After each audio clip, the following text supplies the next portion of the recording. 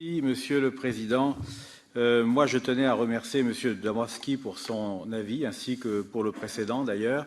Ce sont deux textes de grande qualité, donc globalement je les soutiens. J'ai une remarque générale qui concerne aussi bien d'ailleurs le précédent rapport que celui-là, c'est que je discerne peut-être dans ces rapports un excès d'optimisme sur l'utilisation de l'intelligence artificielle et c'est particulièrement net dans ce texte sur le domaine pénal, qui est un domaine sensible. Alors, par exemple, dans le grand B, je suis frappé de voir qu'il est affirmé que ces technologies d'intelligence artificielle contribueront à la réduction de la criminalité. C'est une possibilité, mais on ne peut pas le dire de façon aussi certaine.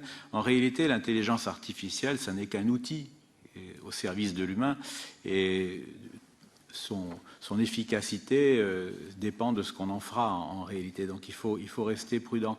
De même, le point 4, je suis frappé de voir qu'on envisage de confier des décisions relatives à l'application des lois à l'intelligence artificielle. Alors bien sûr, c'est dit avec beaucoup de précautions, mais c'est un peu effrayant.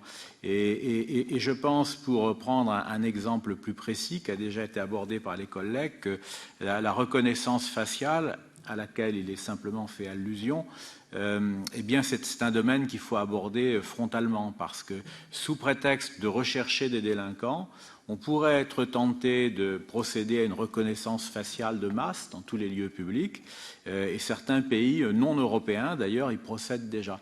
Et ça, je crois que c'est une dérive qu'il faut absolument empêcher et donc il faudra sans doute apporter des amendements à ces avis pour apporter des garanties qui seront davantage respectueuses des droits fondamentaux. Voilà, mais encore une fois, ça n'enlève rien à la qualité des rapports. Je remercie M. Dombrovskis.